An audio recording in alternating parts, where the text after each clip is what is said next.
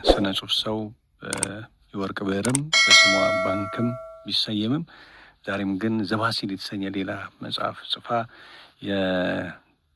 በዚህ ወር ታህሳስ 11 ቀን 2018 ዓ.ም 8 ሰዓት ላይ በመዘክር አዳራሽ ወዳጆቿ በተለይም ደግሞ የኢትዮጵያ ደራሲያን ማህበር አንጋፋ ደራሲያንና እሷም ቀድማ ስትመራው የነበረው የዜማ ማህበር ኢትዮጵያ የሴቶች የስነ ጽሁፍ ማህበር አባላት በተገኙበት ልታስመርቅ ቀጠሮ ይዛለች። እንግዲህ በህይወቷ ውስጥ ፈታኝ ህይወት ገጽ ያሳለፈች ቢሆንም በቃኝ ሳትል ከ1996 ዓመት ጀምሮ ቢስራኤልን፣ እመምኔትን፣ የስሜት ትኩሳት ቁጥር 1 ቁጥር 2 የንስሐ ሸንጎን፣ የጴጥሮስ ዋዜማና በባለቤቷ በጀነራል ታሪኩ አይኔ ታሪክ ላይ የሚያተኩረውን ጀግና እንደ ቴዎድሮስ፣ ቆራጥ እንደ ጴጥሮስ የተሰኘው መድብል ከልጇ መቅደላ ታሪኳ በጋራ ነው የጻፈችው። ሰዓሊ ነች፣ የክራር አንጎራጓሪ ነች፣ የካርቱን ፊልም ጸሐፊ ነች። የኢትዮጵያ ደራሲያን ማህበር የመማክርት ጉባኤውን ለረጅም ዓመታት አብራ ሰርታለች። በኢትዮጵያ ደራሲያን ማህበር ውስጥ በሚዘጋጁ ትልልቅ የጉዞም በይበልጥም ደግሞ የመድረክ ዝግጅት ላይ ስራዋን በማቅረብ እናውቃታለን። ስለዚህ በግል የዜማ ማህበር ኢትዮጵያ የሴቶች ማህበር ስነ ጽሁፍን በመመስረትና የመጀመሪያ ፕሬዚዳንት በመሆን በርካታ ሴት ጸሐፊያንን ለዘርፉ አበርክታለች። እንግዲህ የዚህ ሁሉ ድንቅ ባለ ታሪክ ባለቤት የሆነችው ደራሲት አንጋፋዋ ፀሐይ መላኩ ኢትዮጵያ ብሔራዊ ባህል ማዕከል ይገባሻል ሲል የዝክር መድረክ ያዘጋጀላት በ2008 ዓመተ ምህረት ነው። በርካታ የጥበብ አድናቂዎች ያከብሯታል። የደራሲያኑ ታሪክ በደንብ ደግሞ የኢትዮጵያ ደራሲያን ማህበር ውስጥ የታተመውን መዝገበ ድርሰት ውስጥ በሰፊው ተጻጽፎ ተቀምጧል። እንድታነቡትና ሌሎችንም የኢትዮጵያ ደራሲያን ማህበርን ጸሐፍትን እንድትተዋወቋቸው ጋብዛለሁ። ከኔ ጋር ግን ከ12 ዓመት በፊት የኢትዮጵያ ደራሲያን ማህበር የሬዲዮ ፕሮግራም ሲጀምር ያደረግነውን ቆይታ እንሰማለን። ክፍል 1 ሰምተን ክፍል 2 በዚሁ ፕሮግራም ላይ ከመሸጋገሪያ ሀሳቦች በኋላ እናደምጣለን። ከኛ ጋር ስላላችሁ እጅግ አድርገን እናመሰግናለን።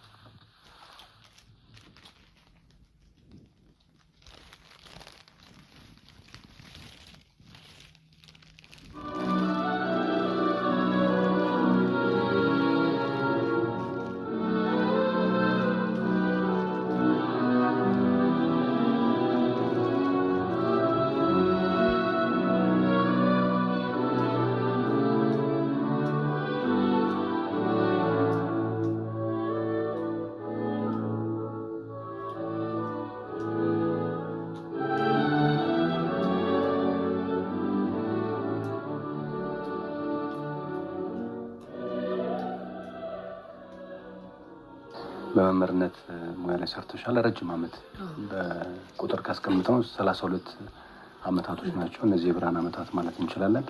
በድርሰት ስራዎች አለሽ፣ ገጣሚም ነሽ፣ ሰዓሊ እንደውም የሚሰራን ባለሙያ ጭምር ነሽ።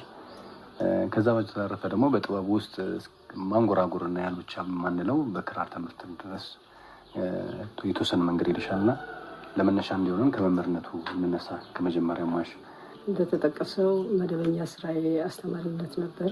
በዚሁ ስራ 32 ዓመታት አገልግዬ ነው እንግዲህ በፈቃድ የጡረታ እስከወጣ ድረስ ማለት ነው። እና 12ኛ ክፍልን በቀዳማዊ ኃይለ ሥላሴ ሁለተኛ ደረጃ ትምህርት ቤት ጎንደር ነው ያጠናቀቅኩት።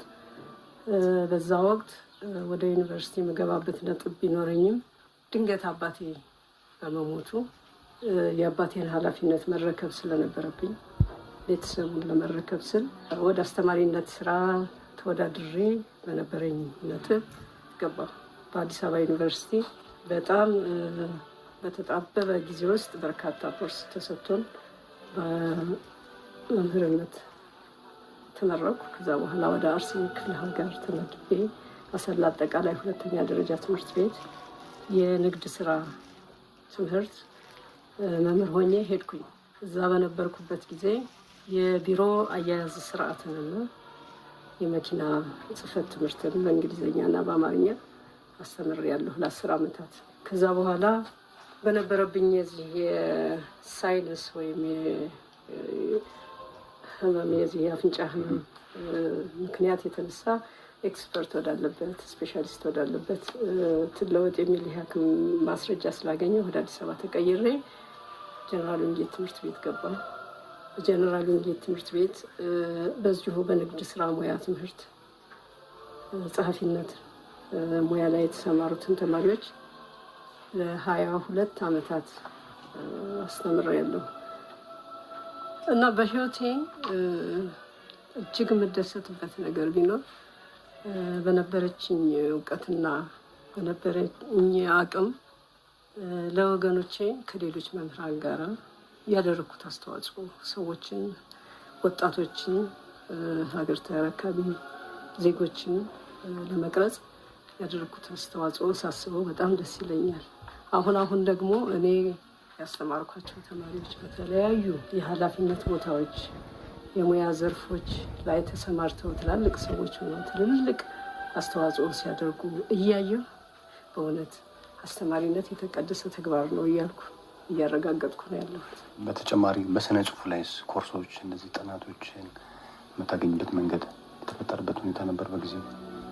የሚገርመው ነገር የስነ ጽሁፍ ትምህርት የተማርኩት በርካታ መጽሐፍት ከጻፍኩ በኋላ ነው። ያንንም የተማርኩት እንደው ምንድን ነው የቀረብኝ የሚለውን ነገር ለማየት ፈልጌ ነው። ከዛ በፊት ግን ራሴ አንደኛ በውስጤ ዝንባሌውና ፍቅሩ ነበረኝ። አንድም ደብቄ ይዤው የነበረ አድርገዋለሁ ብዬም ሳስብ የነበረ አንድ ራዕይ ነበር። አንድ ቀን ደራሲ ይሆናል የሚል ምኞትና ሀሳብ ነበረኝና አነብ ነበር፣ እጅግ አነብ ነበር። ሳነብ ደግሞ መጽሐፍትን አልመርጥም። ነባር መጽሐፍትን አነባለሁ፣ መጽሔቶችን አነባለሁ፣ ጋዜጦችን አነባለሁ። በወቅቱ በየዓመቱ በነበርኩበት ዘመን ሁሉ የወጡትን መጽሐፍት ከቻልኩ ገዝቼ አለዛ ተውሼ አነባለሁ።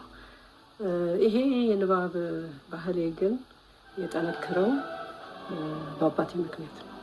አባቴ የቤተ ክህነት ሰው ስለነበረ ማታ ማታ ጠዋት መንፈሳዊ መጽሐፍትን እንድናነብ እኔንም ወንድሞችንም ተጽዕኖ ያሳድርብን ነበር እና በተለይ እኔ የማንበብ ዝንባሌ ስለማሳየው ፍቅሩም ስለነበረው ለእኔ አባቴ እንዳነብ ይገፋፋኝ ነበር እና ሳነብ ከአነባበብ ስልቱ ጋር ነው። ከፍና ዝቅ የሚል ድምፅ አለው። በተለይ በግዕዝ የሚገደፉ ፊደላት በጽሁፍም የሆሄያትን ማንነትን ዘርና ማንነት እነዚህን በመሳሰለ በደንብ አድርጎ ቀርጾ ነው ያሳደገኝ አባቴ። ያኔ በተጽዕኖ ያኔ በቁጣና በትዕዛዝ አከናውነው የነበረው የማንበብ ሁኔታ እንደ ልማድ በውስጥ የሰረጸ እና ከዛ በኋላ በምንም ተአምር እስከ ዛሬ ድረስ ሳላነብ አንዲት ገጽ ቢያንስ አንዲት አንቀጽ አንዲት ፓራግራፍ ማለት ነው ሳላነብ አልተኛም እና ያ የንባብ ልማዴ ጥሩ መጽሐፍትን ምን ጥሩ እንዳደረጋቸው፣ ደካማ መጽሐፍት ምን እንደሚጎላቸው የራሴን የሆነ እንዳቅሜ የመገምገም አቅም ሰጠኝ። ስለዚህ አሁን ደራሲ ለመሆን የነበረኝን ምኞት እውን ለማድረግ ድርሰቶችን በሙሉ መመርመር ነበረብኝ። ከራሴላስ ጀምሮ እና አረሙኝ፣ ዛዲግ ወይ ምድብ፣ እንደወጣች ቀረች የመሳሰሉት ቀደምት መጽሐፍት አርአያ እነዚህን በትምህርት ቤትም እየታዘዝን እናነብ ነበር። አንብበንም ደግሞ የራሳችንን አጭር ዘገባ እናቀርብ ነበር እና እነዚህን ሁሉ በትኩረት ነበር የምሰራቸው።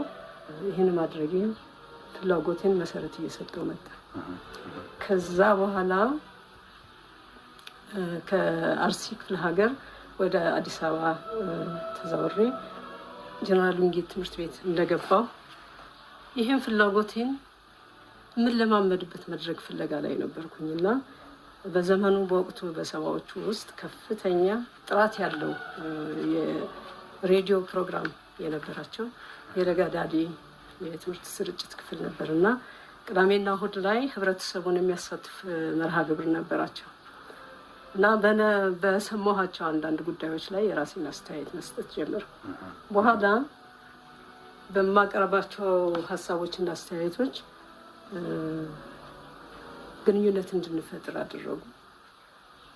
ቋሚ ፕሮግራም እንዲኖረኝ